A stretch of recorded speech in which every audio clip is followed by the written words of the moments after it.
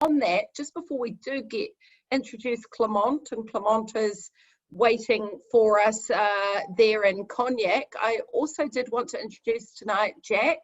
So I'll just, Jack, do you want to unmute yourself there, or do you want me to? We've got Jack unmuted.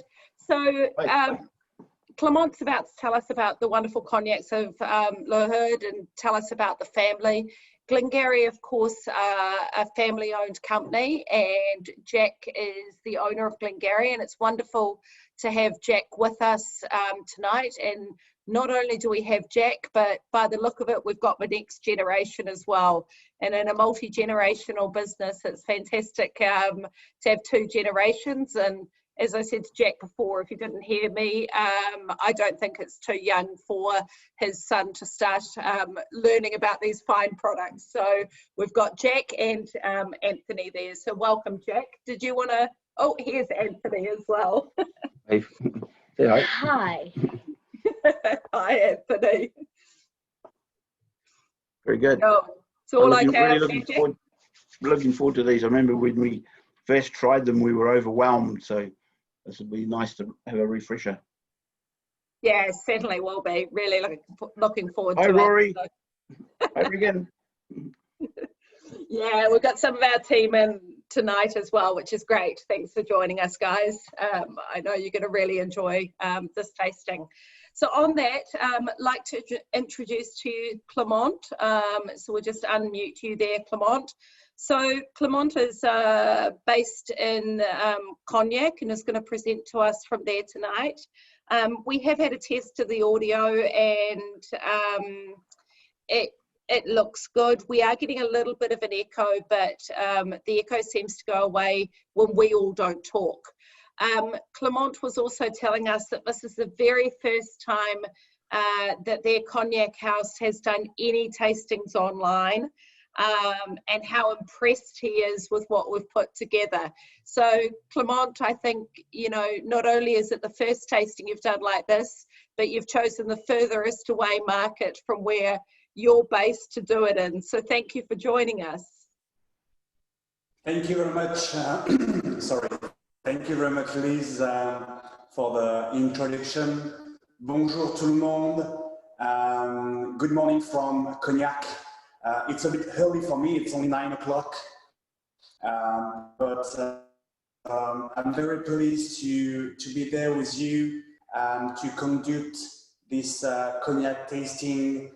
So it's going to be a little breakfast for me, cognac breakfast. I'm not going to taste everything because I have to work later on, but I will do my best to be with you. I know that I have a French accent. For some of you, it's a bit nice, but sometimes people cannot understand me. So do not hesitate to interrupt me if you have any question, or if you want me to repeat about anything, about cognac process, about tasting or anything. And before we start, I would like to thank Liz and Regan for the organization.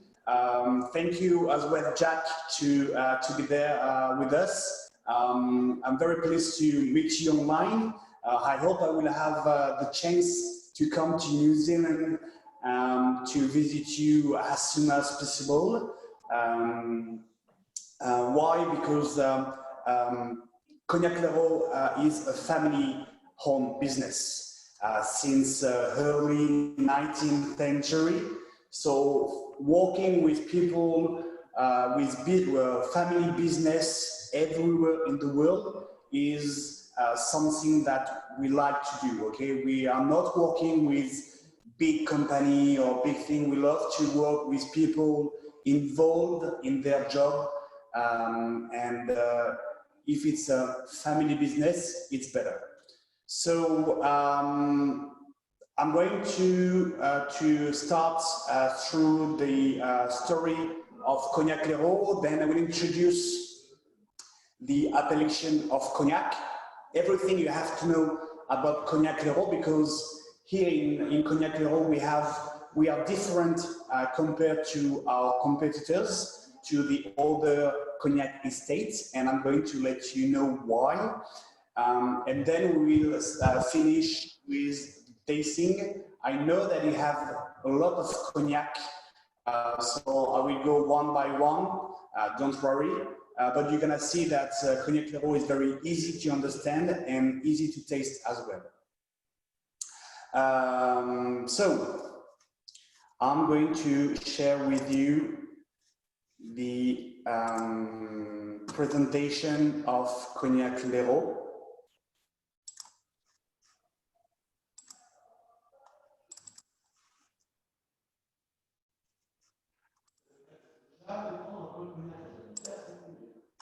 This is exciting. Okay. So, just to give you a few keynotes about Cognac Lhéraud. So we are a family estate. Nowadays, it's still owned by the Lhéraud family. So you have 3 generations working together. You have Guy Lhéraud, so the man that you can see on the picture over there. So here the owner is 78 years old. He's working with his wife, André, 78 years old as well. They are both working every morning, every day here at Cognac Lhéraud. They are working with their son, Laurent, with our managing director. And you have also the 3rd generation of the family, Jean-Charles and Anne-Sophie. So Jean-Charles is the director of the vineyards and the master cellar. And Anne-Sophie is working with her grandmother, and she's doing all the label, the marketing things with her grandmother. So the story of Cognac Lhéraud starts in 1680, okay, when the family settled in Angeac-Charente village. So Angeac-Charente is, if you look on a map on the region of Cognac, so we are on the southwest of France, a bit 1 hour away on north of Bordeaux. You're gonna have Cognac and Angoulême. This is the 2 main cities of the region, and Angeac-Charente is on the middle. Very simple. So we start the Cognac Lhéraud estate starts with only 10 hectares of vineyards. Okay, so it's like it was quite small for an estate at this time. During the 19th century, so here you have 1875, but the Lhéraud family start to produce cognac, not at the estate, but start to produce cognac from the early 19th century, so in 1802. This is, for example, the oldest cognac that we have nowadays in stock, vintage 1802. So we are based in Petite Champagne, so I'm going to let you know later on what is Petite Champagne, so the small appellation that you have here. So Eugène Lhéraud is the grandfather of Guy Lhéraud, okay, just to let you know. So he is the man who starts to build the story of Cognac Lhéraud. So in 1881, he built a typical alambic Charentais, so a pot still, and you will see later on as well how we process to produce cognac. And it does its first distillation at the estate. So before that, he was producing cognac, but not at the estate, okay? He was only selling the stock of his juice and distillated his juice in another pot still on another estate. And this pot still is still at the house, so we are not using it at all, but you can still see it here at the estate. So then his son take over the company, so Lhéraud, okay, so in 1931, and he continued to extend the domain and the family tradition. But at this period of time, you have to know that the Lhéraud family was selling the cognac directly to the big estates, so like Rémy Martin, Hennessy, or Martel, Courvoisier, etc. At this time, the brand of Cognac Lhéraud was not existing, okay? It's only in 1970 when Guy Lhéraud, so the actual owner of Cognac Lhéraud, took over the company, and he decided to stop all the contracts with the big company and start selling his cognac under his own name, Cognac Lhéraud. So this is really when the brand of Cognac Lhéraud starts. So we are a young cognac house. If you compare to Martel, if you compare to Hennessy, to everywhere, we are quite young. There's something, Clement, that I think that I think a lot of people don't understand about cognac is that it's really massively dominated by those four big brands, Courvoisier, Martel, Hennessy, and Rémy Martin. They really produce, certainly for export, maybe 90% of all of the cognac that is produced in the region comes from those big brands. So it's very rare to find a small family-owned house like Lhéraud still in the region. And that's because those big brands have been purchasing over hundreds of years from all of the small growers, and they demand more and more production and higher quality standards that the farmers can't meet. And so eventually what happens is they say that they won't buy the juice from the farmers unless they sell the farm to them. And so over time, over hundreds of years, there's just no small family producers left anymore because these big brands are dragging in all of the vineyards and all of the production. Yeah, you're right.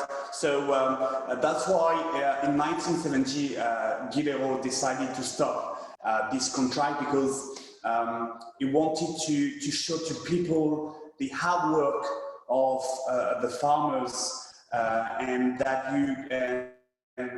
you can produce good cognac, but the quantity of production is not meaning that you're going to have a good quality of cognac. So as Oregon say, the cognac is controlled by big house, and just to give you a key point, Hennessy, so everybody know Hennessy, the brand Hennessy, they produce 60% of the total production of cognac. So one brand produces more than the half of the total production of cognac. This is absolutely huge. It's million and million of bottles. Here at Cognac Lhéraud, we produce for the cognac only because we also have Armagnac and Pinot des Charentes.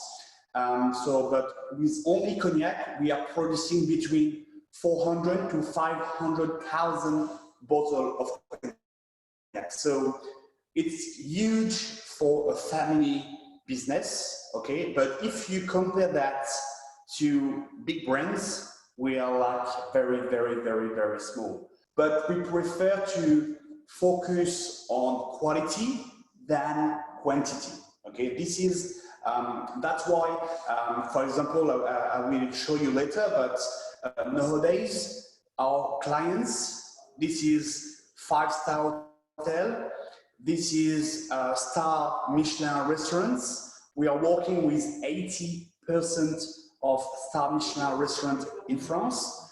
We are working with nearly 90% of the 5-star hotel in Paris. Okay, so this is nowadays our quality of cognac is recognized by everybody in the world. Okay, so that's why Guy Lhéraud decided to change the way to work and to stop selling cognac to the big house and to start selling under his own name, because there is a place for family business to sell cognac. So as I say previously, so in 1998, Cognac Lhéraud buy domains in the appellation of Armagnac. So it's the name of Baron Gaston Le Grand, sorry. So Armagnac is also a distillation of wine, but in a different region. So Cognac is on the north of Bordeaux, but Armagnac is on the south of Bordeaux. Okay, so this is a distillation of wine, but not in the same region. So here on the left, you have a photo of Eugène Lhéraud, so the grandfather of Guy, who did his first distillation is in 1881 at the estate. Rémy Lhéraud, the father of Guy Lhéraud, who extended the estate in 1931. Clement, am I right am I right to say, Clement, that original vintage, the first vintage that Eugene made in 1881, 1882, you still have some of that cognac in the parody in the cellar? So we do have the oldest cognac that we have nowadays in stock is from 1802. We still have some cognac from 1802, 1840, 1860, 1880, and 1890. Not all vintage, but we do have some very old cognac, yes. So you see what Clement means when he says they're a young brand in the region. The brand itself has only been around since 1970, but clearly the family has been distilling for a very long time. Yeah. So the presentation, so the 3 generations of men working at the estate. So here you have Guy Lhéraud, so the grandfather, okay. You have the son, Laurent Lhéraud, who is our managing director. And here you have Jean-Charles Lhéraud, the grandson. So what is cool to with Cognac Lhéraud is that everybody is focused on something. They are not doing the same. So the grandfather is the man who likes to sell. So the Guy Lhéraud, he loves to go to the markets to sell his cognac. He loves meeting people. He loves to travel around the world and around France to meet his clients, do the tasting with the clients. He is absolutely not able to conduct a tasting, a Zoom tasting like I do today, because for him it's like, no, if you want to sell cognac, you have to go and you have to meet your people. You have to meet your clients. So this is a very old style guy, but with someone you can talk a lot about cognac, the history of cognac, and when he talks about his own story, it is very. He's also a very sensitive person. I mean, when he talks about him, you can see that he has done very, very hard work to become nowadays like one of the most famous cognac brand in the cognac area. Laurent Lhéraud take over the company a few years ago. So Laurent is nowadays 57 years old, okay, and so he's our managing director. So he's taking care about everything, the vineyard, but also the commercial parts, okay, with us. And Jean-Charles, he is in charge of all the distillation, okay? So he has learned everything with his father, everything with his grandfather. So he's working not with a new, so he has a bit of new style is from this new generation of distillator, but also with a bit of old style from his grandfather and his father. Okay, so it's a mix between new generation and old generation. And Jean-Charles is picking the best from the new generation and the old generation to produce the best cognac as possible.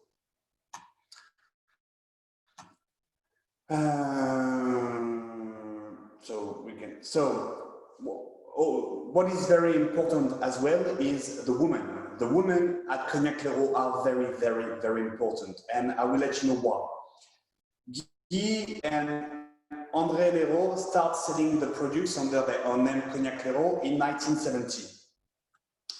But what you have to know is at this time they were very poor with no money, okay? But they needed to sell their cognac, so they needed a label because they wanted to start to sell under their own name, so they needed their own label. But they didn't have any money to ask to a printer to print label to stick it on the bottle. So André, so the wife of Guy Lhéraud, told him, okay Guy, I'm going to produce our home label.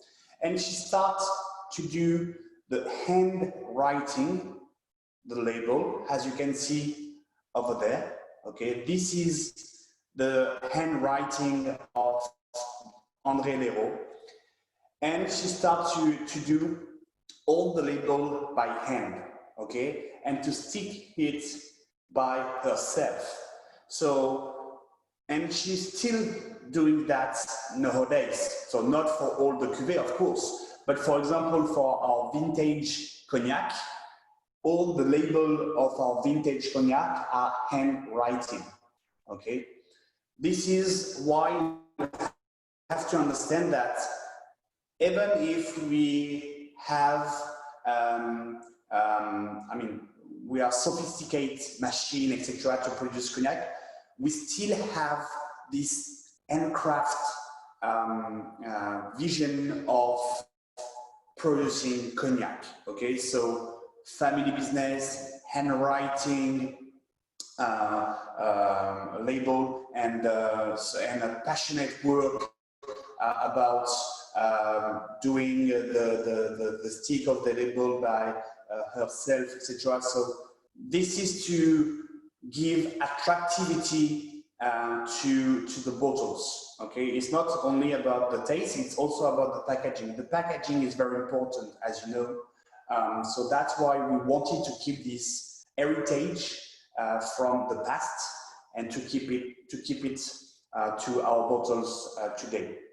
So thanks to her, of course, and today she is learning this handwriting process to grand daughter, Anne-Sophie, that you can see over there.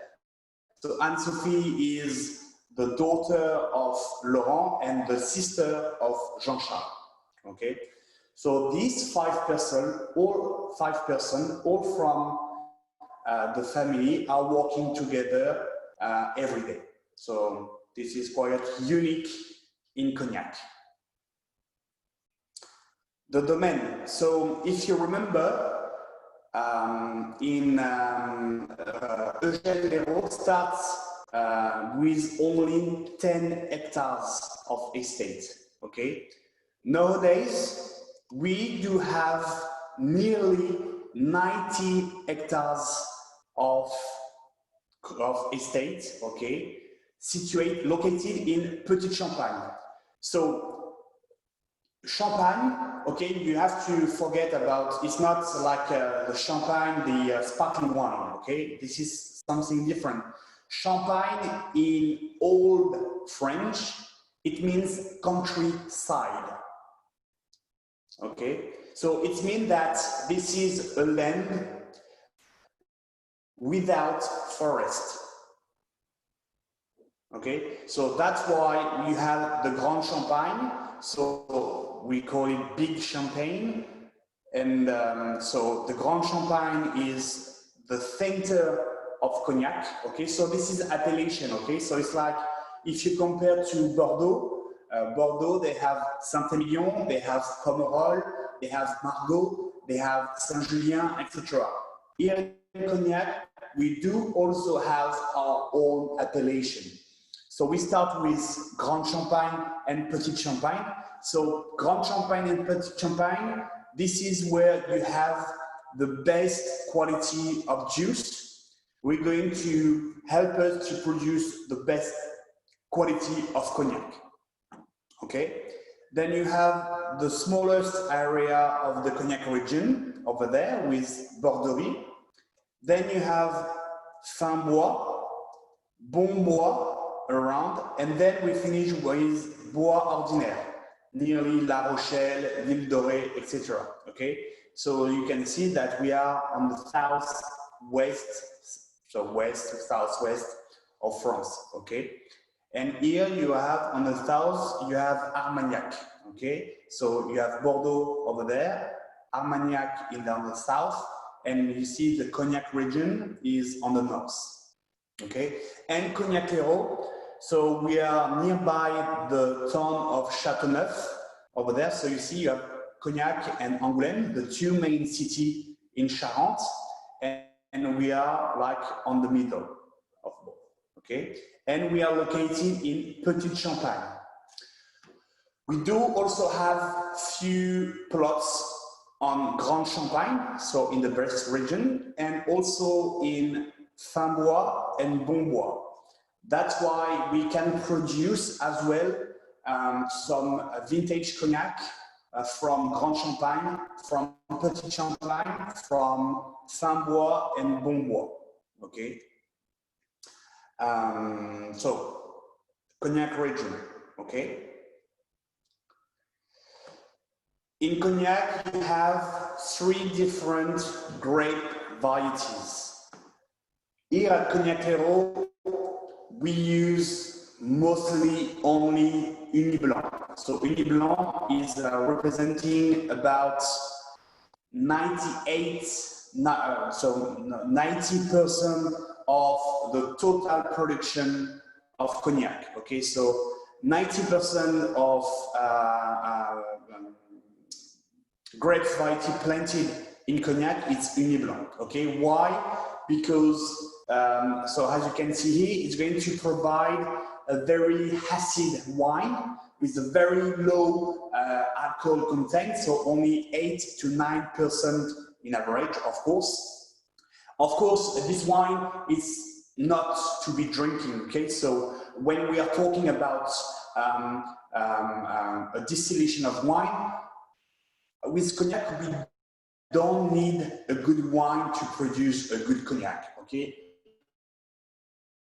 What we need from this grape, we need a very acid wine, very acidic wine, because it's going to help us to produce better cognac, more fruity and with more elegance, okay? If we do have alcoholic strength too high, like nearly 10, 11 or 12 degrees, we're gonna have something too strong in the cognac. This distillation gonna give something too strong, very sympathetic to taste.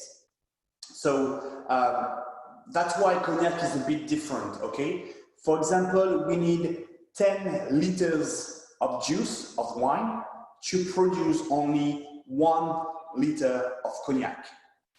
So in cognac, we need juice, juice, juice, juice, and juice. That's why you cannot compare the wine world and the cognac world. This is something completely different. That's why as well, the price of cognac is a bit different if you compare to sometimes wine, even the young cognac. It's because you need a lot of juice and a lot of primer material to produce cognac. So here at Cognac Lhéraud, we use Uni Blanc, okay? And sometimes we use Folle Blanche, Okay, so this is the two other grape varieties. So you have the Folle Blanche and Colomba, but sometimes we use it for our Pinot, Pinot des Charentes, or for some cuvée that we do some taste as well. So we are trying to blend some different grape varieties to do some taste, but in all our cognac nowadays, you have 100% of Uni Blanc, okay? The harvest is done mechanically, okay? So it's not, if you compare to champagne, it's not hand picking, okay? It's only with machine, of course, of high technology. Why? Because we need to be quick and efficient to keep the freshness of the juice, okay, to obtain the best acidity possible, okay. I talk about, do you have any question? No question for the moment? Okay, let's continue. So now I'm going to go through the distillation of cognac. So as I said, the cognac is a distillation of wine.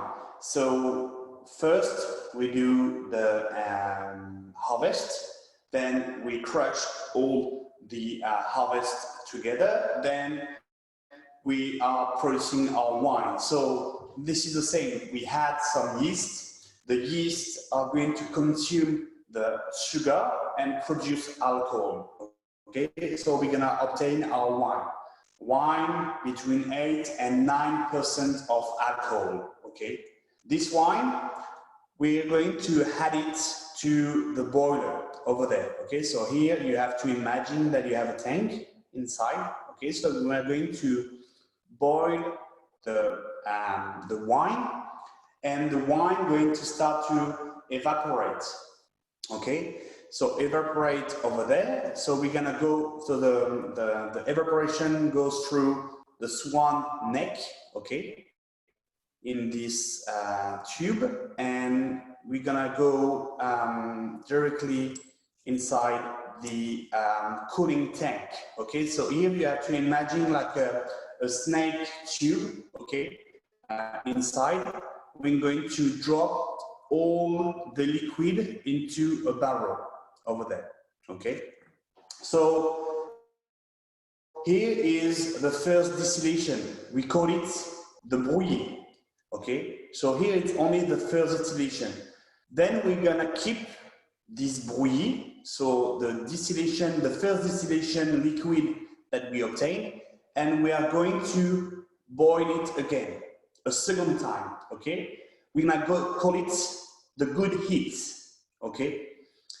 We boil it again, same process, okay? Swan neck, directly into the tube, cooling tank, and then we're gonna obtain our cognac.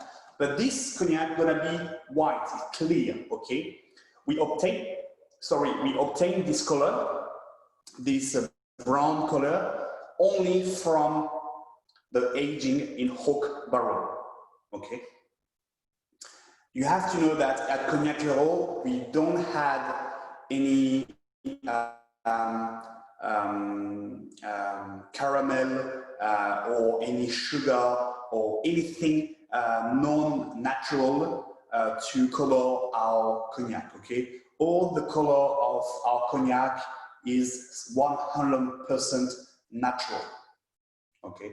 This is very, very important to understand because some of our competitors, I'm not going to give any name, but some of our competitors had sometimes some caramel or some sugar to give like a different taste to their cognac, because they know that, for example, in Asia, so in China, they love to have like a very dark cognac color, or very sugary because it's easier to drink.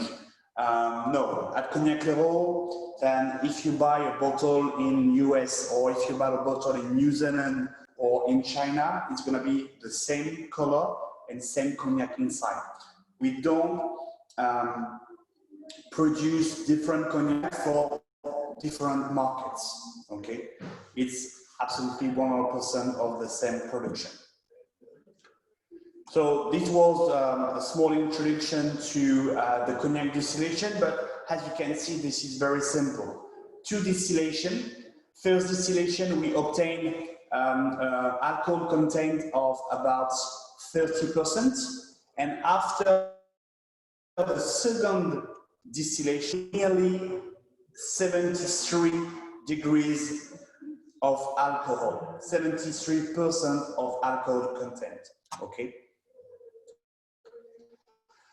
We use 2 pot still here at Cognac Lhéraud, okay? The first one is 4,500 liters of wine, okay?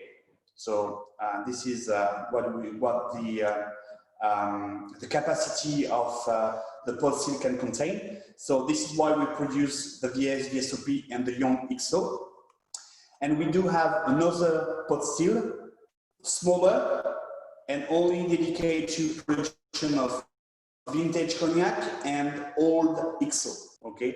So when I mean young XO and old XO, young XO for us is 10 years old, and old XO is 25, 30, and 40 years old, okay? But I will talk about that later on. So here you can see the Andre, the grandmother, and Laurent talking about distillation. So this is the pot still of Cognac Lhéraud, okay? And all the distillation is handcraft except the control of the temperature, of course. So nowadays it's boiled by gas, okay? It's not anymore wood to boil. I mean fire to boil the wine. It's only gas, so to control the temperature. But what I mean is handcraft.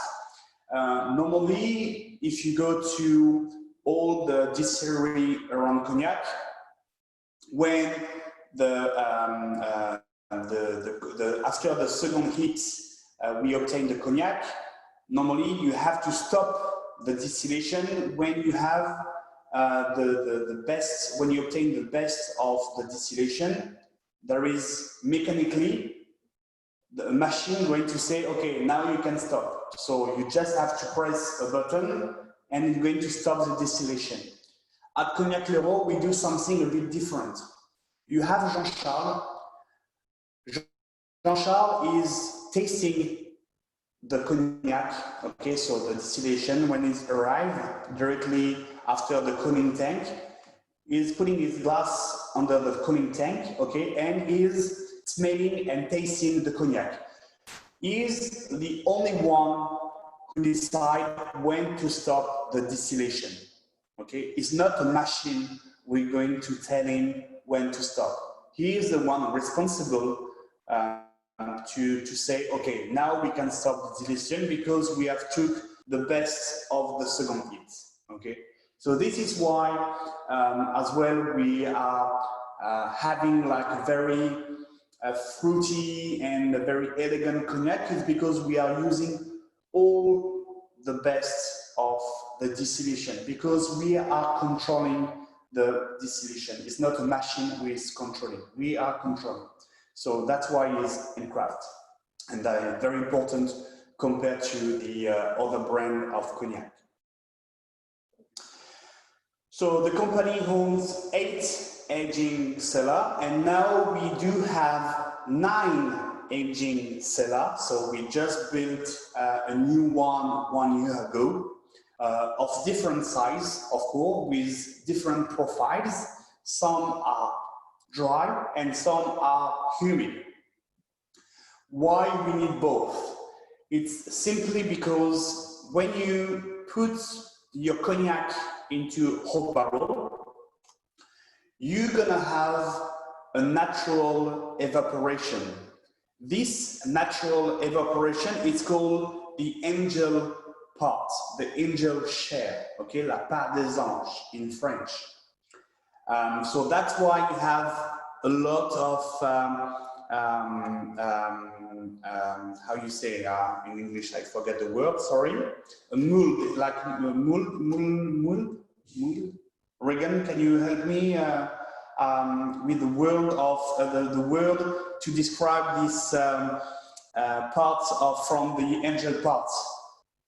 The evaporation? Yeah, you have the natural evaporation, the angel parts, and it produces this dark molds. Sorry. So everything is natural. This is natural, okay, and you have to keep it because it's going to help the aging of the cognac as well. And that's why as well we let all the spiders in, because the spiders are going to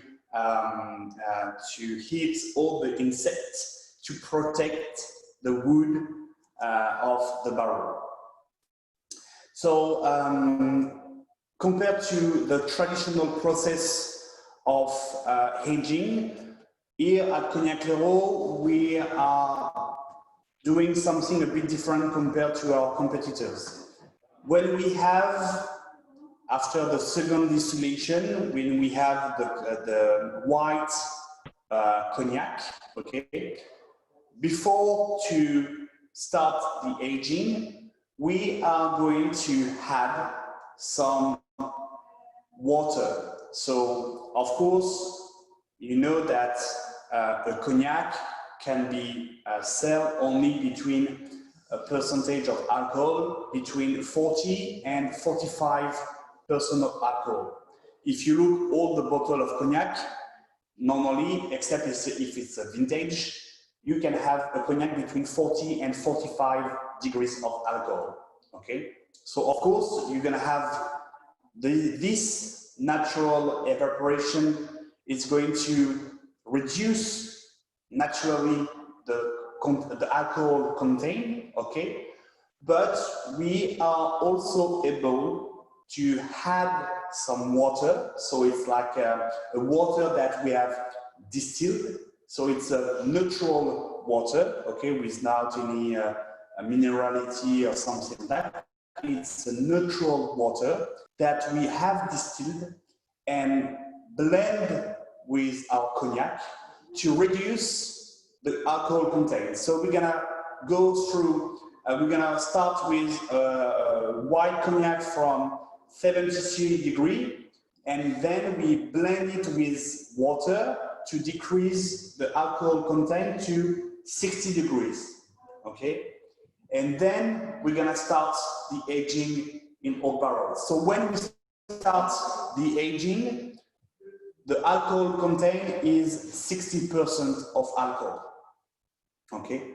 And then year by year, so after we need time, the cognac need time to age, minimum 2 years to obtain VS, okay? It's minimum 2 years old.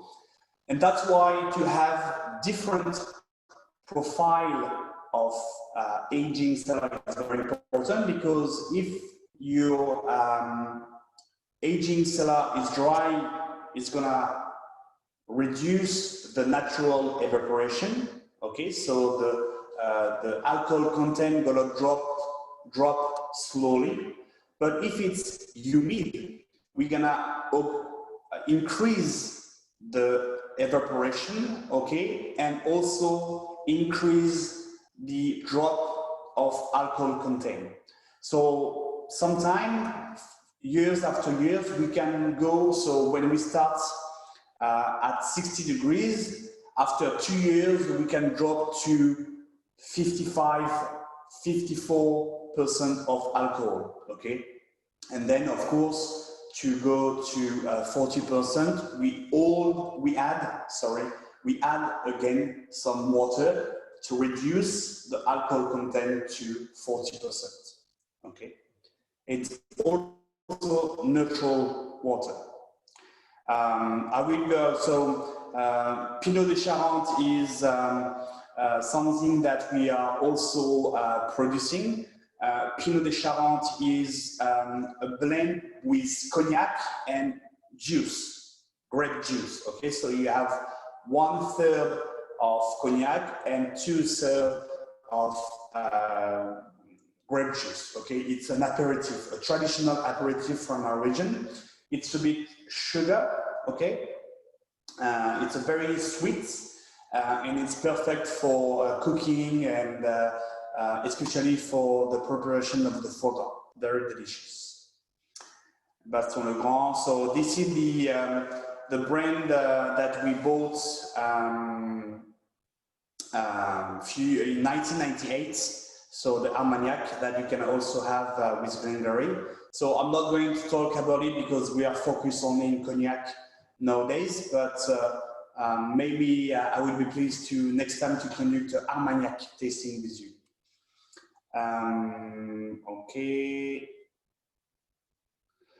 Okay, so our products.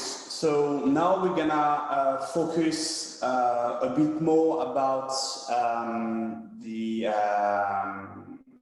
products, and maybe we could also start the tasting. So normally you should have the number 1 should be the VS, but from another brand. It's called De Pradière. Okay, Cognac de Pradière is another estate. Okay, so it's not a second brand, it's a second estate that Cognac Lhéraud took over 4 years ago. Okay, we bought this estate in 2000, and this is nearby the Cognac Lhéraud estate. Okay, it's also in Petit Champagne, but it's only 20 hectares, so it's a bit smaller, and it helps us to have a second brand. Okay, more for smaller production and a different price, of course. But we are controlling also 100% of the production. Okay, so this is also very important.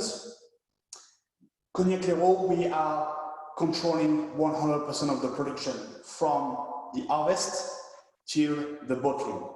Okay, so that's why our reputation and is important in the cognac area, because we are controlling 100% of the production. Okay,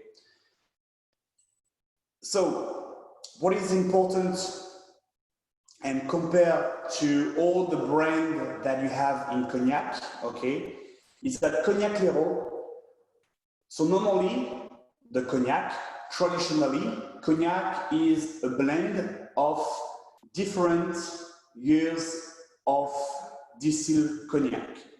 For example, a VS, so VS means very special. Normally, a VS is a blend of different years of distilled cognac, but the minimum cognac, aged cognac has to be 2 years old. Okay. With Cognac Lhéraud, all our VS, they have 3 years old. So there is no cognac younger and no cognac older. We can compare this VS as a vintage cognac. In this cognac, we have only 1 year of distillation. Okay, that's why we are different compared to our to NEC, or Martel, or all the big brands. All the brands in cognac, they are blending different years of vintage. So, for example, if you have the VS of NEC, they probably have 2 years old cognac, 3 years old cognac, 4 years old cognac, and 5 years old cognac. So they have 5 different vintage of cognac blend together to obtain a VS. At Cognac Lhéraud, it's only 100% from 1 year of distillation. Okay, this is quite unique. I don't say that this is the best way to produce cognac. Okay, but this is how we produce our cognac. 100% from one vintage, okay? So it's not a vintage, but it's one year of distillation. 100% of Uni Blanc, okay? So Uni Blanc is the grapes variety, and 100% from Petit Champagne. So Petit Champagne, the area, okay? And this is the same for all our products with different age, of course, but all our cognac, they are 100% from Petit Champagne and 100% Uni Blanc and 100% from 1 year of distillation. So the VS, the first one is 3 years old cognac. Our VSOP, it's only made with 5 years old cognac, okay? Then you have the Cuvée 10 years old cognac, Cuvée 20 years old cognac, Augusto with 25 years old cognac, Eugénie Extra and Charles 30 years old cognac, and we do also have a 40 years old cognac with the Charles 7, okay? And then we have our vintage cognac. So this vintage is a bit different. It's a different process, because in this cognac, this is only natural reduction, okay? We don't add any water or anything. This is natural reduction. That's why the alcohol content is a bit higher. So here, for example, for vintage 1990, we have 48–49% of alcohol, so strong, okay? But nowadays we only focus, today we are only going to focus on the VS till XO, okay? So if you want to start to taste the first cognac, so you're gonna have Cognac de Pradière, so the VS, very special, only made with 3 years old cognac from Petit Champagne, okay, from the second estate of Cognac Terroir.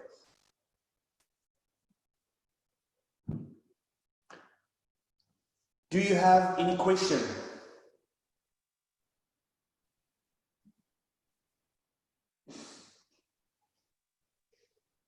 No question? Okay. So this VS cognac, normally VS cognac here in France, we are using it as a cocktail base, okay?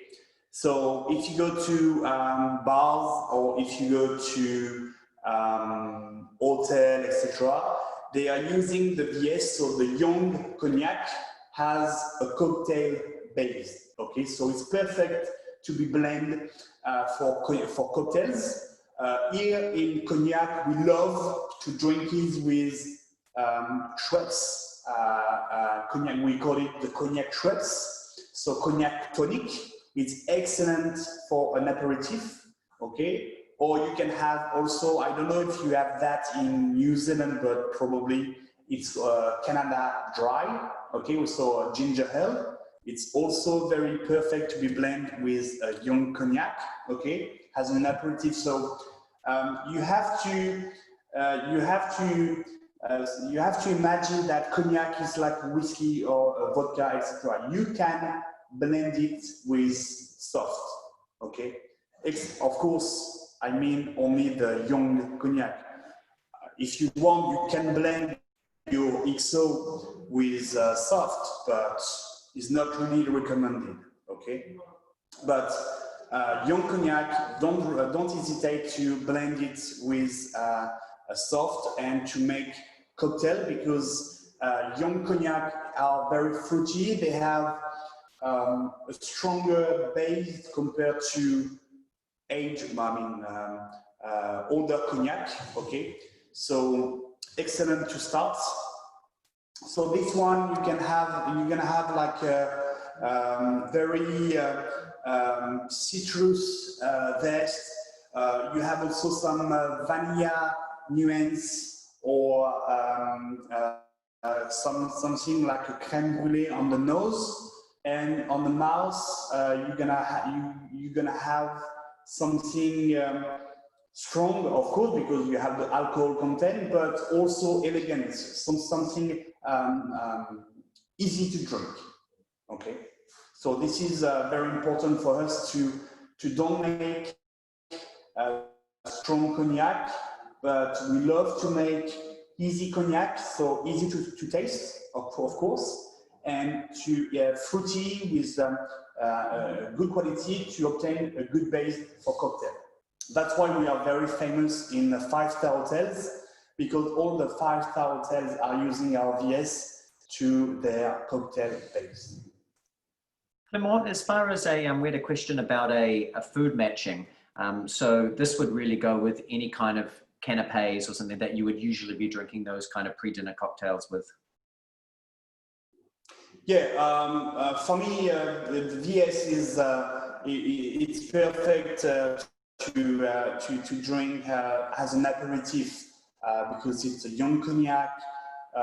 So with some canapes or something like that, yeah, it's a perfect match, perfect pairing. You can also cook with the VS, okay, to give some flavors to your meat or your sauce or your foie gras, etc. You can use like young cognac to give more flavors to your meat or your sauce, etc. But I have done sometimes some cognac dinner with few different cognac, and for me,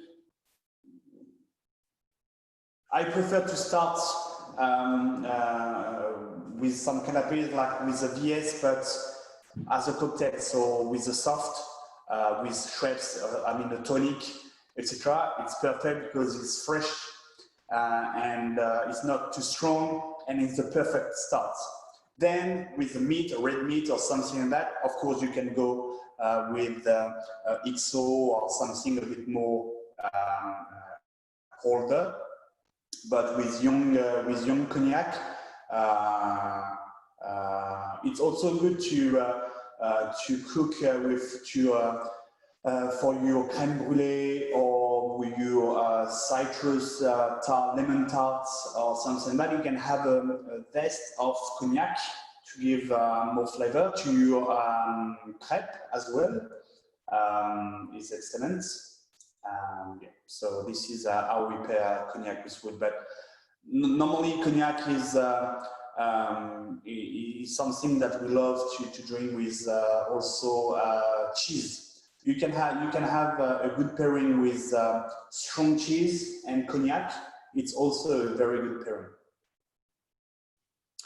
Everybody has tasted the first cognac.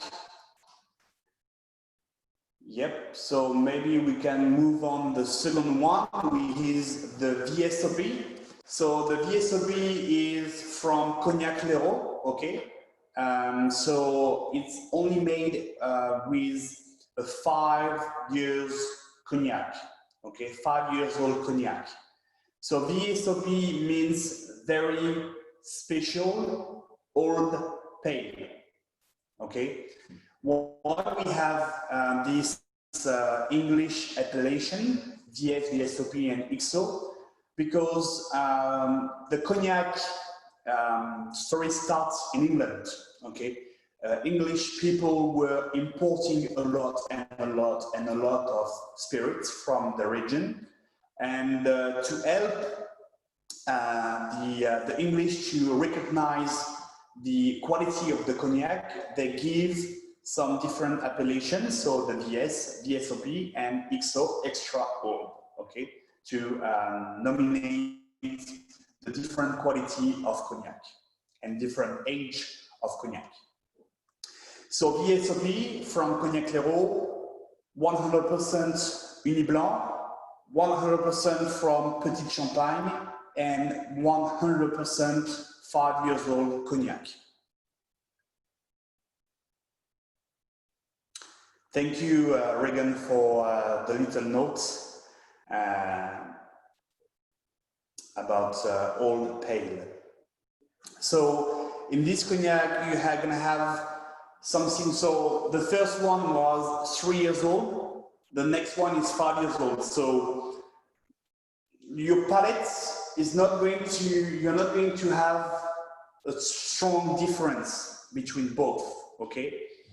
But what you have to focus on is maybe on the agrumes. So before we did have some citrus, now it's going to be evaluate like in orange, okay? Orange peel, something a bit different with white fruits, a bit more maybe balanced as well. So not big difference between both of them. So that's why you can also use the VSOP as a cocktail base, okay, a bit more evaluate, but you can use it as well as a cocktail base. Okay. So this one, VSOP, 5 years old. Then you have, we're gonna start with the third one, so the Cuvée 10.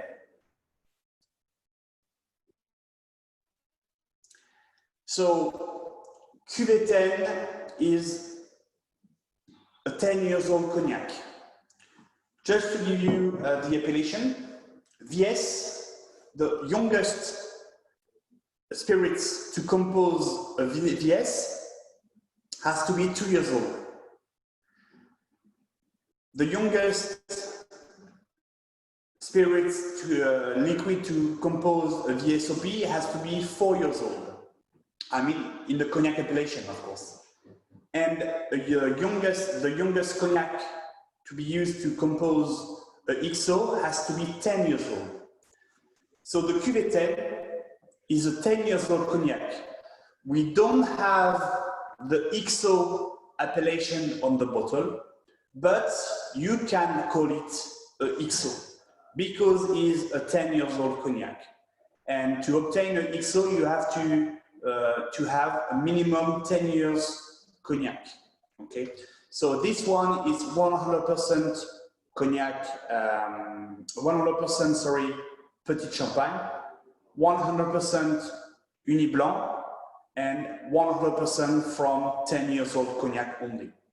So it's an XO, okay? And here we're gonna start to have something a bit more evaluate, something a bit more, not, I mean, I say sweet, but there is no sugar, okay? So it's not something sweet, but something a bit long in the mouth, longer in the mouth, a bit more evaluate, a bit more mature as well, less acid, okay? It's less acidic as well. We still have this caramelized taste and this smell of crème brûlée, vanilla crème brûlée. But this one you can start to drinking like pure, I mean, without any soft or you can use it as well as a cocktail base, of course. But this is really good to start and to have a good digestive with your friends, etc., as an aperitif or as a digestive, so at the end of the dinner. Also perfect to be paired with cheese or with your cake. Excellent. Because you can have the sweetness from your cake and the strongness from the cognac, and it's a good pairing when you eat. So 10 years old cognac. Then we have the Cuvée 20. So of course, Cuvée 20, so the 4 ones. Cuvée 20, 20 years old, okay? So you see, we start with a 3 years old, then a 5 years old, 10 years old, and now we are on 20 years old. So at Cognac Lhéraud, you don't have something between 10 and 20 years old. We only go from 10 years old directly to 20 years old, okay? So it's a 20 years old cognac, 100% Uni Blanc and 100% from Petit Champagne. Same as everybody. Same, I mean, compared to all the range of cognac.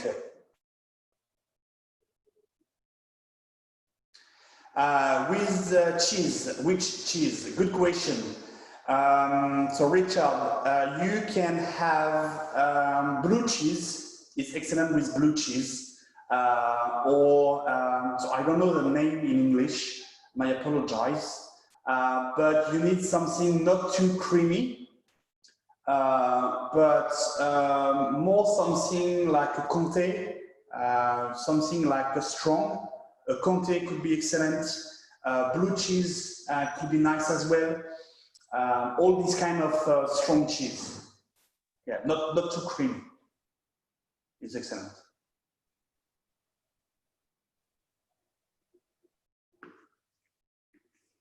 So 20 years old cognac. So for me, when we do what is ABV, sorry? What is the alcohol content of the 20-year-old? Oh, okay. So this one is 43 degrees. So as I mentioned, you can sell cognac between 40 and 45% of alcohol content, okay? I mentioned as well, if you remember, that you have a natural evaporation, but sometimes we need to add some water, neutral water, to reduce the alcohol content, okay? This is what we have done with the cognac. The 3 years old, we dropped the alcohol content to 40. VSOP, we dropped the alcohol content to 40% as well. The 10 years old, we dropped it to 42% of alcohol, and the 20 years old to 43% of alcohol. Why? Because older is your cognac, more, it's going to be a bit easier to drink, okay? So that's why you don't need to drop your cognac to 40%, because we like to let all the flavors of the cognac to be expressed, okay, in your glass. So that's why we don't want to break the flavors of the cognac and drop the alcohol content to 40. So that's why we let for the 10 years old at 42 and the 20 years old at 43, okay? And then you will see, for example, for the 40 years old cognac, it's 44% of alcohol content, okay? So 20 years old, for me, at Cognac Lhéraud, this is the best value for money cognac, okay? When we do a blind tasting, sometimes we love to do blind tasting because cognac tasting is very hard, so we love to do blind tasting. And honestly, when we do blind tasting with the 20, we are always surprised by the quality of this cognac. It's purely soft, easy drinking, very long in the mouth. It's perfectly balanced. I mean, this one, if you want to offer a good bottle of cognac at a good price, this is what you have to look for. This is perfect for digestive, perfect to be paired as well with a good red meat. It's perfect with a good red meat. Oh, sorry. And a sauce, red meat, vegetables, mashed potatoes, etc. And a cognac 20 years old, perfect pair, okay? And of course, you can also pair it with cheese, so blue cheese, strong cheese, and also with some crème brûlée or some cake like that.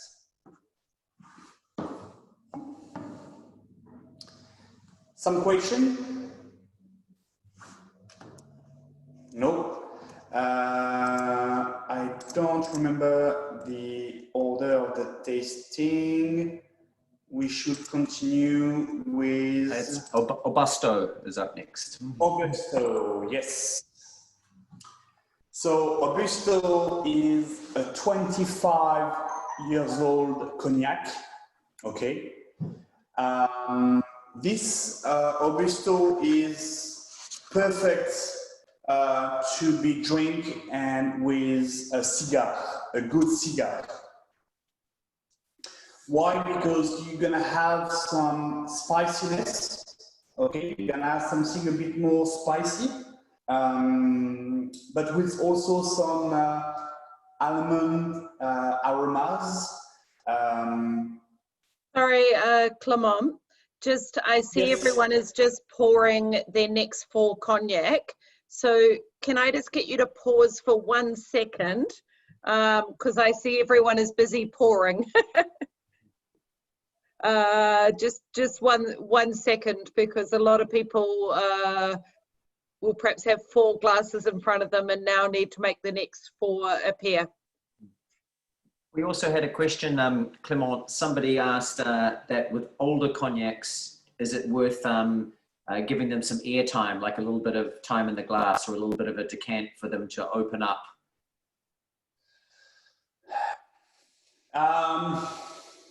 You cannot compare a cognac tasting as a wine tasting. But what is very important is your glass. Your glass is very, very important, okay? So the best glass to drink cognac is the one that I have. This glass that, so it's a glass shape designed by Cognac Lhéraud with Marcus del Monego, and Marcus is the best wine sommelier of the world in 1998. He is a good friend of the family.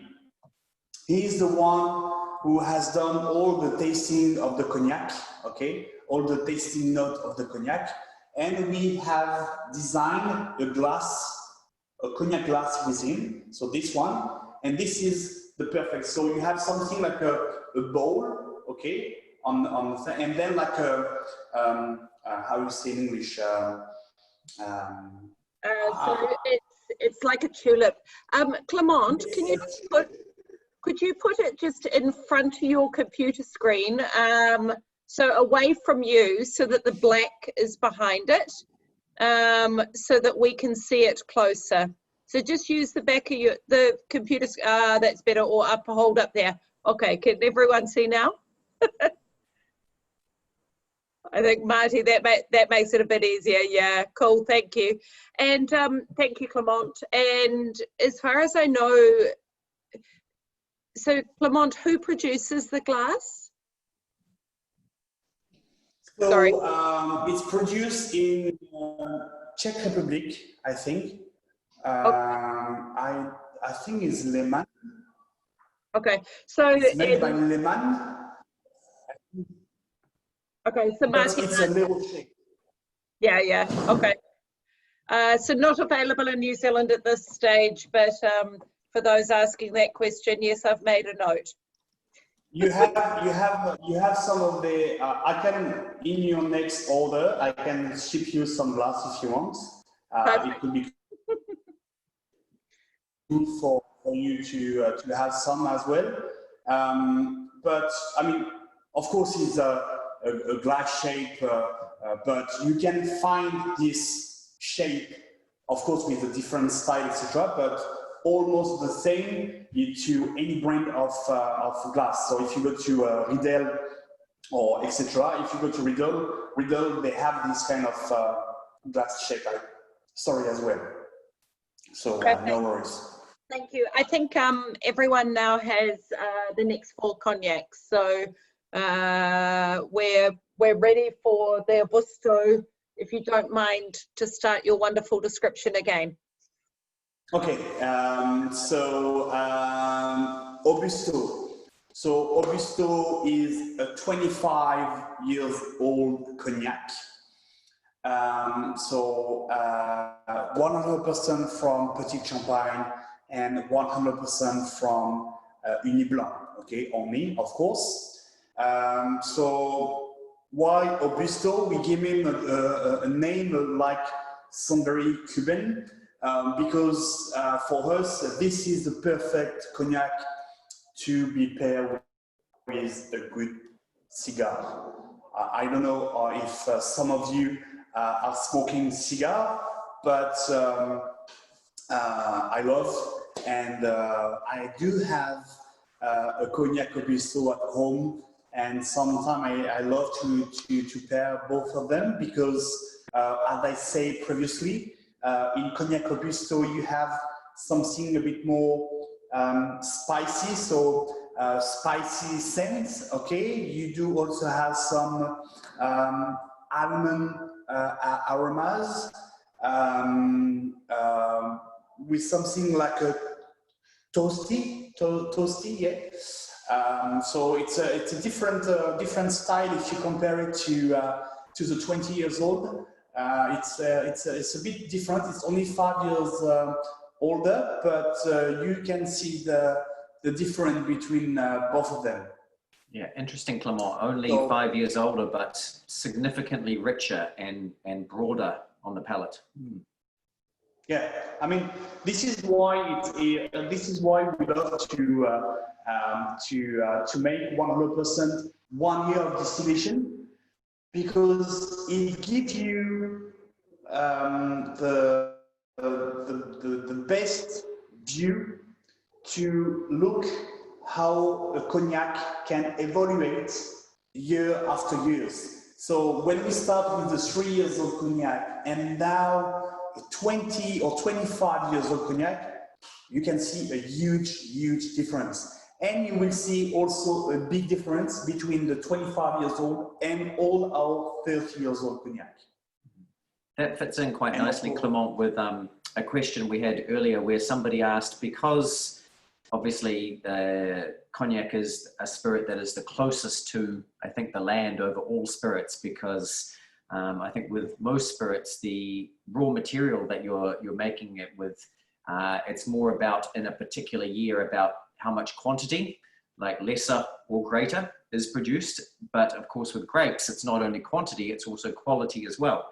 So with your cognacs being from a single vintage, even down to, say, VS or Augusto here, does the flavor change much from one release to another, because they're from single vintages? So we should see flavor differences. It could, of course, it could. That's why our job is, the job of Jean-Charles, the grandson, is very important, because he has to maintain the same quality years after years. So, of course, that's why it's another job after. His job is going to control and maintain the same quality, for example, for the Cuvée 10 or the Cuvée 20, okay? To have every year the same quality of cognac. Of course, sometimes you can have some change, but honestly, it's a little change, okay? Sometimes it's very hard to see the difference. But what is going to be important compared to different vintage is the barrel. Of course, we can play with the barrels and the heat of the barrels, because sometimes we can use a very strong heat, so we're gonna burn the barrels so to obtain some kind of flavors, or sometimes we're gonna use like very light heat to like some, so we're gonna burn but a little bit the barrels, so we're gonna have also different tastes.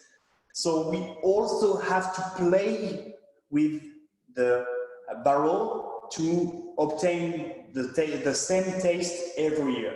So that's why the role of Jean-Charles and is very, very, very important to try to maintain. As another cognac house, they have the same problem. They have to play with the blend, different percentage sometimes of different years to obtain every year the same quality. So yeah, this is that's why this responsibility is very, very, very important, and that's why a master cellar in every cognac house is probably the most important person in the company. So because he's the one we're going to give you. Over time, Clement, as the cognac ages, you change the barrels though, so it might go into, you know, say a high toast barrel to start of young Tronqué oak, and then as it ages, it gets moved to an older barrel, and then perhaps even older oak as it's getting out to maybe 20 or 30 years old. So normally all our cognac, they stay in the same barrel years after years. We don't blend. We only do the blend at the end. Okay. So that's why we love to have like it's like a color palette, you know, for a painter. Okay, a painter, he has different color, and he can blend different color to paint his painting. Okay. We do the same at Cognac Lhéraud. We have different cognac with different barrel burns, toast, and then we're gonna, before the blending of different, from the same years, of course, it's a blend with the same years old cognac, but with different taste of barrel, and then we're gonna play with them to obtain and to try to obtain the same quality over the years, over time. We had a question, Clement. Would you, now that we know they stay in the same barrel, do you vary the location depending on a dry cellar or a humid cellar? Do you sometimes move from one to another, or would a barrel stay in the same cellar forever? No, we can move it to a dry hay cellar or a humid cellar.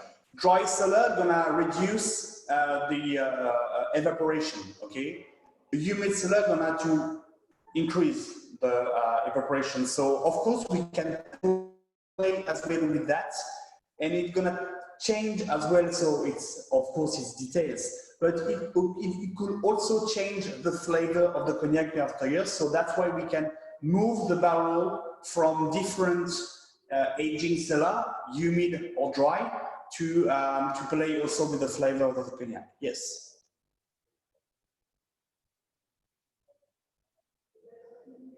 So it's a tough, very tough job, but we have people here to do it.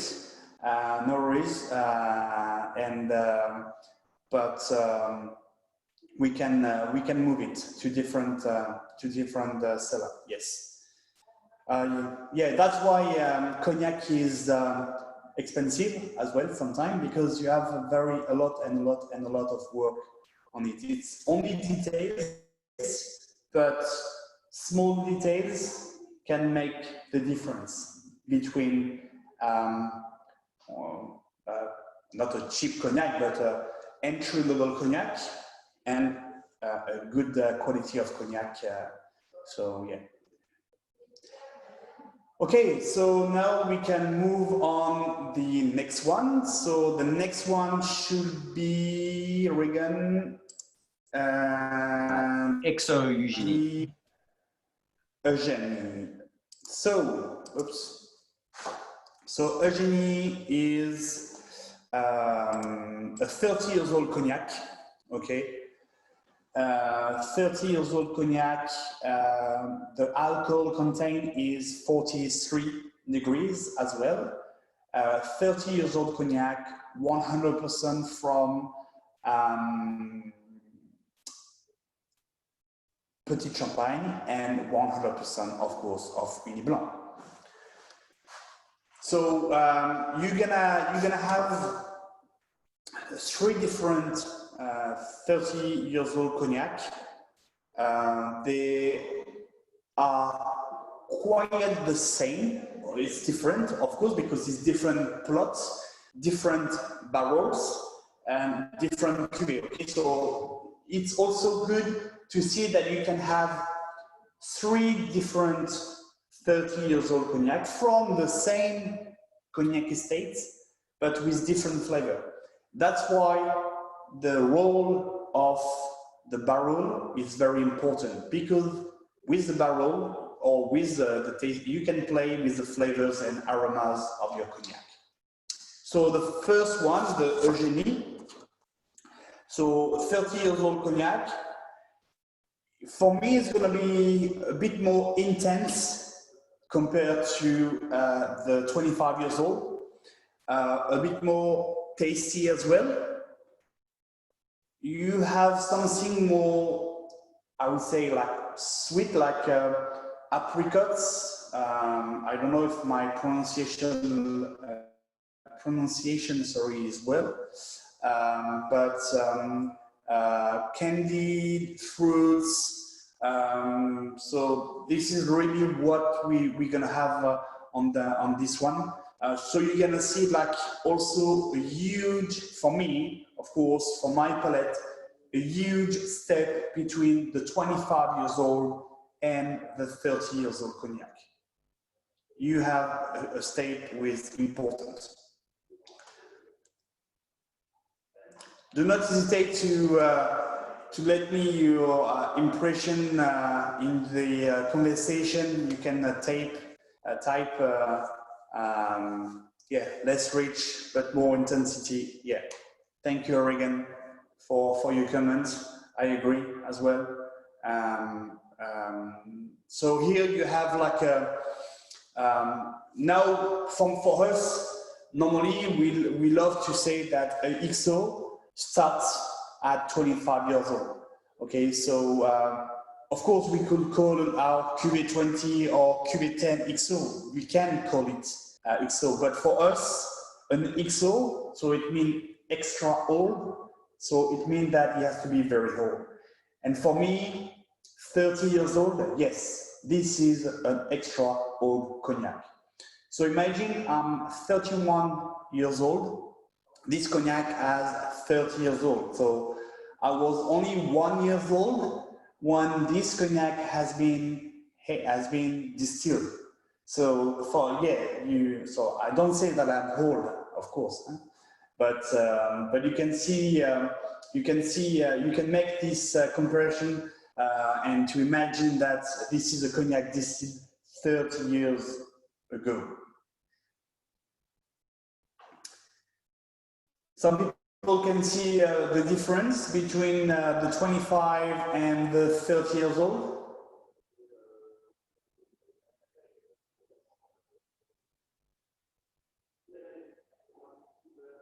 Yep, maybe, yeah. Okay, that's cool. So now we can, that is tasty, different sweeter, mild spice, yeah. Thank you, Marty, good one. Richard, silky smooth but broad length, yeah, absolutely. Correct as well. I mean, you're gonna all your your palates, all your palates are very different. Your mouth taste is all different. So you're gonna have. So of course I'm going to I give you like a key tasting notes, but all your palates are different. So of course we're not gonna have the same appreciation, the same taste in the mouth. So that's why it's good for me to have also your impression after your tasting, because it can give me also some help to see what people like or what people don't like about our cognac, and it's all nice to say it after to the family. Or I have done a tasting and people think that the 30 years old is maybe like that or maybe like that. So they love to have also the comments about their cognac from the clients. Clement, what is this cognac named after? Where does the name come from? So Eugénie. So I think Eugénie is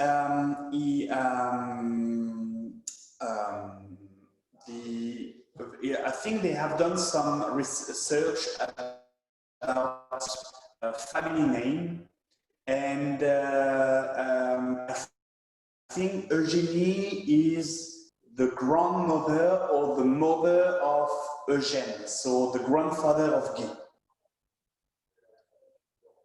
if I'm correct. So every time they try to look about a name from ancestral to give the name to, except for the Augusto. Augusto is it sounds very Cuban. We created, but Eugénie is like an old name from the family. Cuvée Eugénie, so 30 years old. Okay, the next one is going to be the Charles 10.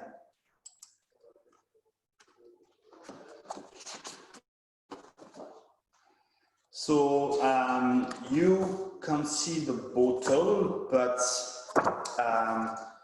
the Charles 10 has been, I'm maybe going to, so probably you can have it, Regan, oh, okay. So Regan, you love to add some small drop of water in your cognac? I was saying that we had a question about from Jack actually, whether he should add some water to the Eugénie at 43%. And I was saying at most spirits, this is probably the sweet spot for me, 42, 43, 44%. So I wouldn't mind if some people might want to add a little bit of water at 43, 44, but only a very small amount, like just one or two drops, just to soften it a touch and open the aromas. Certainly on the vintage cognac at 46, I think that's better with a little bit of water. Yeah, at 40% never. Yeah, I mean, of course, all as I said, all our mouths, all our palates are very different. So you're gonna have a different feeling when you taste the cognac. We're all gonna have a different feeling about each cognac. So I don't mind if you had like 1 or 2 drops of water in your cognac if you prefer, and if you can appreciate it more. So yeah, I think the tasting, cognac tasting, wine tasting is very personal. So it's about opening up, as you said. Okay, good point, Jack. Thank you. I never tried to add some water because I mean I'm from the region, so maybe my palate, my mouth is conditioned to drink cognac. It's hardened from years of drinking, Clement. Yeah, you know, this is a tough job, huh? Very tough job. but yeah, so I should try to with some water. It could be interesting. You may be different, maybe to opening up, as you say, Jack. It could be nice. Why not? Okay, so we move on to the next one, which is the Charles 10. If you look on the website, LHeraud website, you will see the bottle's shape. So it's a very old style bottle with a blonde glass. Okay, dark bottle because in the 18th century, as you can see with this bottle, the bottle was oh yeah, you have the pictures. So the bottle were dark like this and black like this, okay? So we wanted to have a reproduction of this 18th century bottle for this cognac. Not because he is older, it's still a 30 years old cognac, but it's also nice to have a different packaging.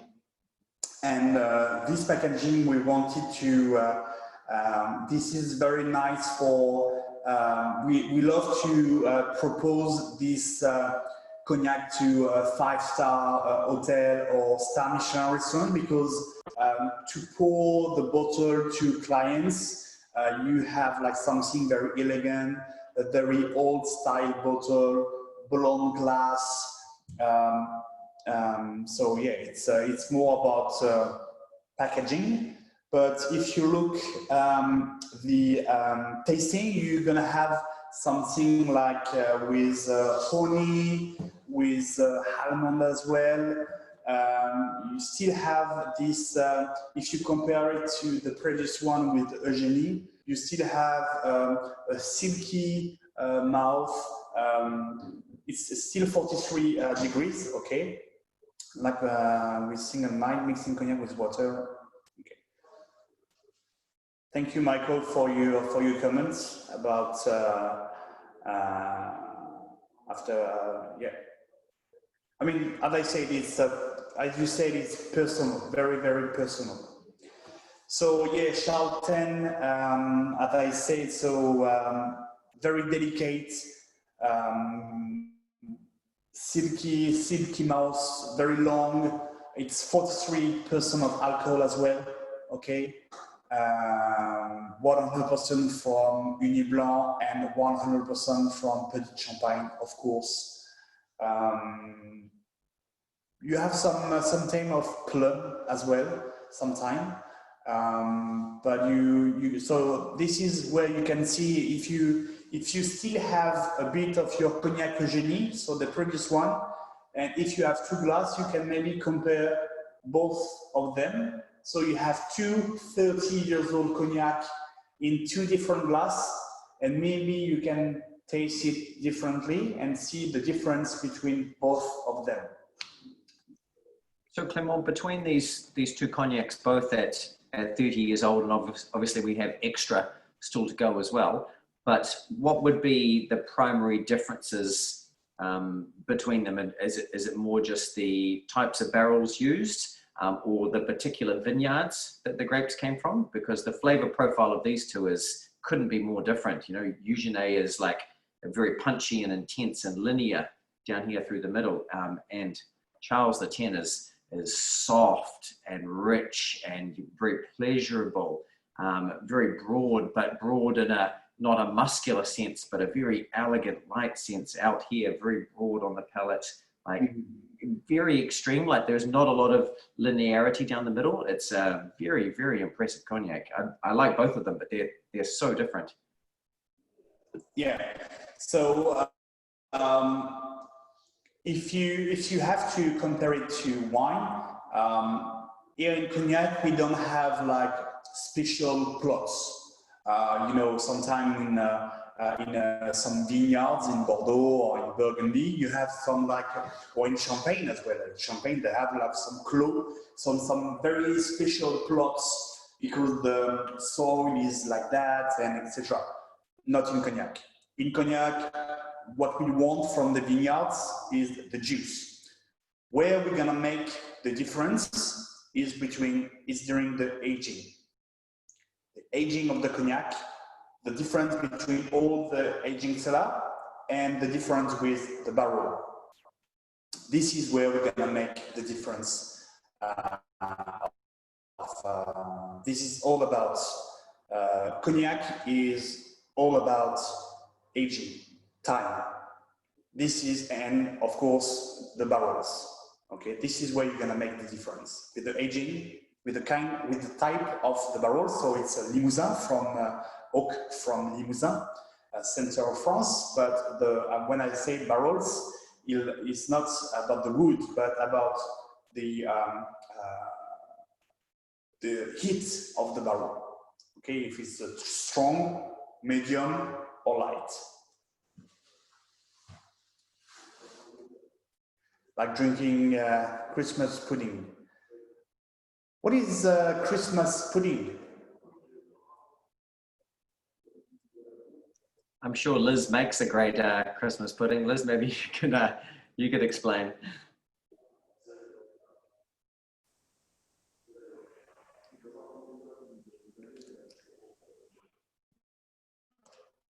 Liz maybe didn't hear. I'm sorry, I never taste. I don't know what is a Christmas pudding. It's probably a cake. I would love to try next time I would come to New Zealand. Sorry, I had the chance to come to New Zealand. Sorry, I was just muted there. So Christmas pudding is so dried fruit, and usually very traditionally English pudding, but with dried fruit and usually breadcrumbs and some grated apple and then some butter or some lard, and then boiled.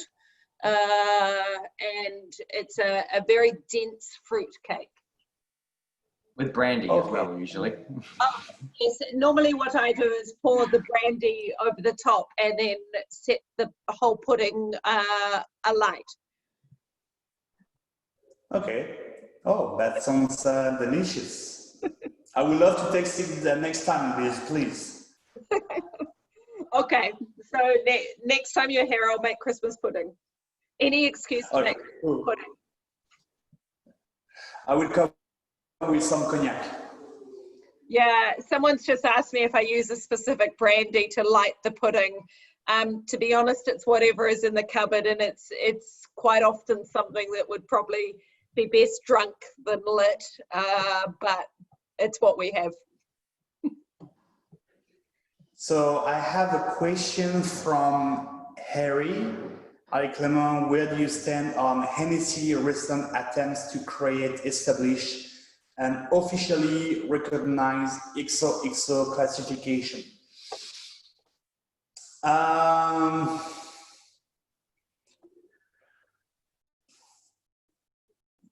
Why not? If it helps clients to better understand cognac quality, because of course when you are in a bottle shop and you go through different cognac, you're going to have different appellation, but of course if you don't know if it is a 3 years old cognac, or 4 years old cognac, or etc., it's very hard to understand for a client, as a client. So why not?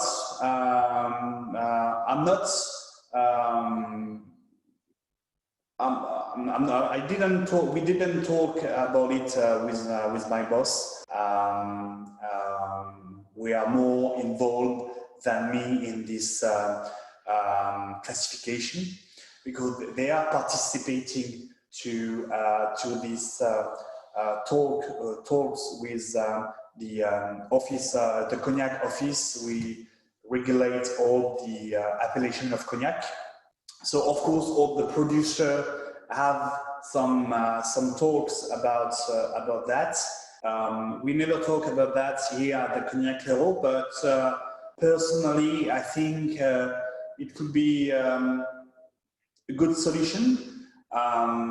So because for nowadays you have so the most important appellation are VS, VSOP, and XO, but you do also have Napoleon, you do also have Extra, you do also have the 3 stars that you can see. So you have a lot of appellations. So, but this is a very old appellation from the 18th, 19th century. So maybe we could give like something a bit more clear in the cognac appellation to help people to recognize better quality of cognac. So why not using XXO to say that it is an extra old cognac? So personally, it could be a good solution. I don't know if it's gonna be used, but I think what Hennessy wants to do is because one of the biggest market for Hennessy is of course China, and Chinese people, they love very, very, very old cognac. So it could be also like a bit marketing. So when I say marketing is to show people the very, very old cognac, etc. But so I don't know where we gonna go with this new classification. Let's see in the future. Maybe not in 2020. We have different problem in cognac to solve with the COVID. But let's see. I don't know. Okay, so NSC sounds like they are making a statement for marketing. Yes, you're right, Marty. They have tried this with a younger cognac for American nightclub markets, for example. Yeah, that's why I was saying it's they probably want to do like a marketing things, but I think it could also help people to understand better cognac classification. So I don't know. Let's see. I'm not going the one gonna decide this, but let's see in the future. Okay, so I think we can move on the last one. Another barrel question. Sorry, Jack. After you use, say, a VS barrel for 3 years, do you reuse again and summary of 5, 10? We can use it again. Yes, we can use it again. We just need to clean it, okay? But we can reuse a barrel for different classification of cognac or 3 years old, etc. Yes, this is possible. Nothing is impossible. I mean, yes, but not with these barrels. Yes, of course we can. But it's like normally for young cognac, we like to have a young barrel, not very old one. We love to use old barrels to have like our older cognac. So it depends. It depends, I would say. But yes, we can. Some question before we finish with the last one, with the cognac extra. For a moment. Okay, so to finish, we're gonna have the cognac extra. So it's also a 30 years old cognac, 100% from Uniblanc and 100% from Petit Champagne. So here you're gonna have something a bit more straight, okay, for me.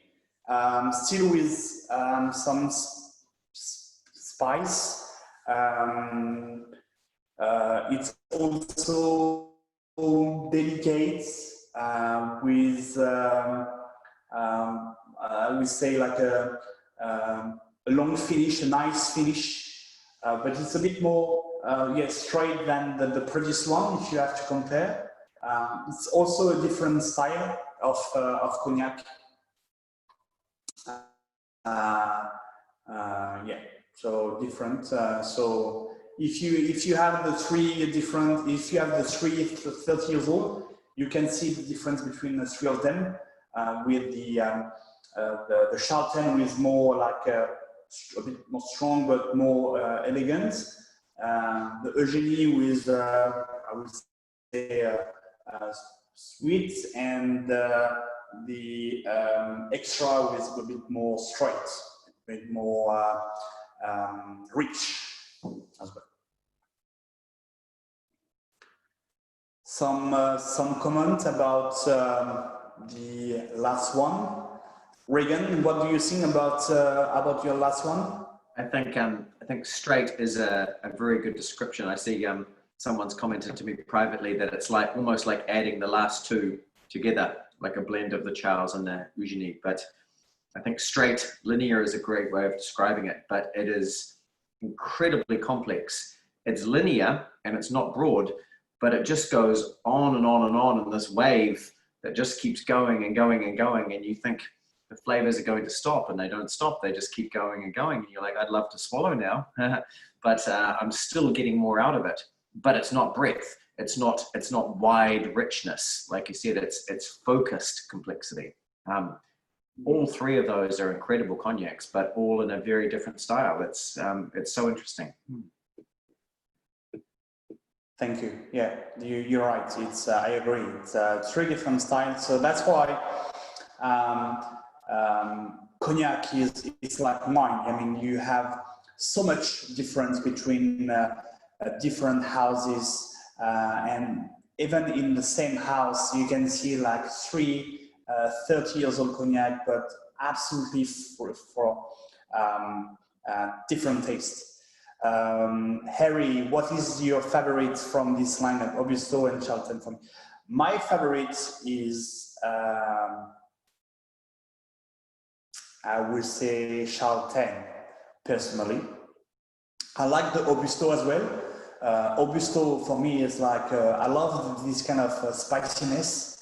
Yes, Augusto is for me a nice one with a good cigar, but I love Eugenie as well. So I would say Charlton and Eugenie for me, for this lineup. I like to be surprised sometimes with a Cuvée 20, because I mean, for only a 20 years old cognac, you have a very, very good quality. Or you have VSOP and Charlton. Okay, that's good to have the VSOP, which is a young cognac, so it's good. I like the Eugenie, not too complex, not too delicate. Yeah, easy. The Eugenie is easy drinking. I agree. But it's nice to have from earlier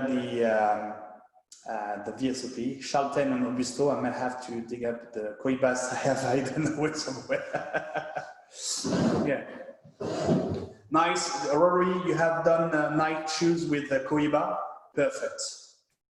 I think it's hard to overlook something like, to be honest, the Cuvée 20 Renaissance as well, because that's a cognac that's $100 cheaper than the basic XO from most of the big brands. You're looking at now 300 to 350, you know, from a kind of a Ruby Martin or a Hennessy or a Martel for their XO. But I think one of the things that people forget with those cognacs is that they often say, oh, it has cognac up to 40 years old in it, but it's perhaps 5% 40 years old, and there's a large percentage of 15 to 20 years old in that. So when you have a cognac that's entirely 20 years old, that's why that can compete at a much lower price point. So it's really nice to see that.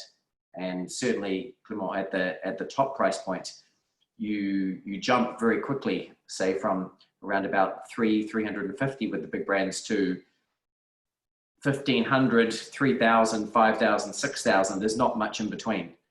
So it's great to see these ones, you know, at a kind of a 4, 5, 6, 700 price point, where if you really wanted to stretch for something for a special occasion, you could buy that. But if you like something like a Hennessy, and you like Hennessy XO at 300, your next price point after that is 3,000. So there's not much in between to select from if you're really wanting to step up a little bit. So that's really great to see from you guys. Yeah. So what do you have to remember about Cognac Lhéraud is first of all, we have a family-owned business, very important.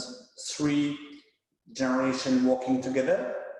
We are producing 100% of our production, so from the harvest to the bottling, okay?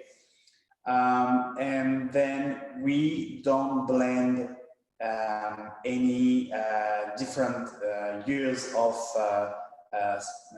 cognac distillation, okay? This is 100% only from one year of distillation, so very important compared to all the brands in cognac. So I don't say that we are the best, but we are different, and we love to be different. And I'm very pleased about your comments. I read it on my computer, and thank you very much to support us as well. I know it is not the best way to do a tasting, but I would prefer to be in New Zealand with you. Last time I was in New Zealand was 11 years ago, so I would love to come back and to conduct a tasting with you. But with this hard time, it's cool to see everybody behind his or her computer and to following this tasting. Marty, yes, the Jazz and Blues Festival still happen in Cognac, not in 2020. I think they cancel it with the virus, but normally, yes, it still happen. So yes. What I want, so yes, so the three notes I wanted to say. So family-owned business, 100% of production, 100% from 1 year of distillation. So very important. Keep that in your mind. Next time you do a tasting, you could now learn something to your friends, and you have now more knowledge about cognac. And what else? Drink your cognac as sorry, Liz, yes.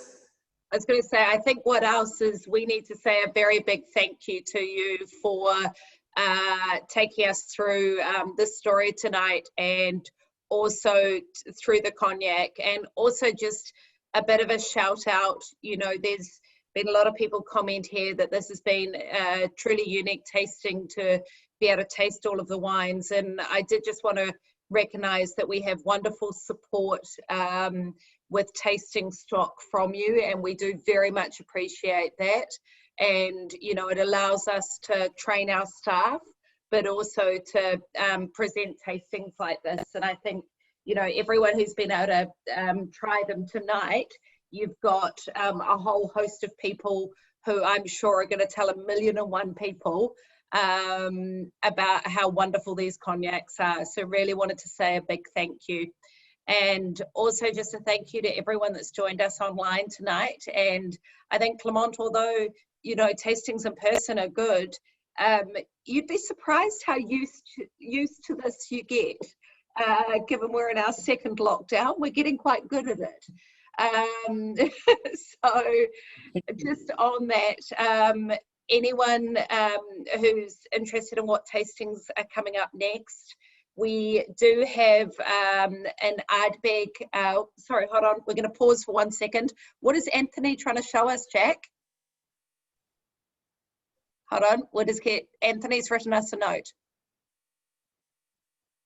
We passed on the water, and he only had one tiny sip, and he's had enough. But awesome tasting.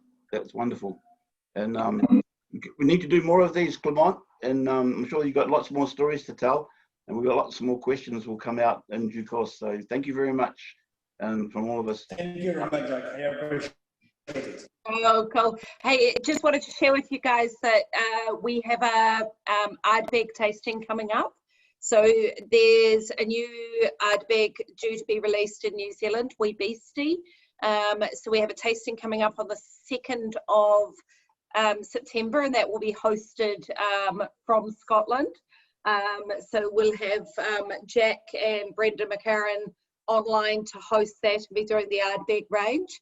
Moving to the wine side of it, we've got 2 more virtual tastings up online The one tomorrow night is sold out, but we've got a wonderful Spanish one with the wines of Alto, and also a vertical collection of Le Mission Haut-Brion, which is a unique tasting, which is coming up in a little bit.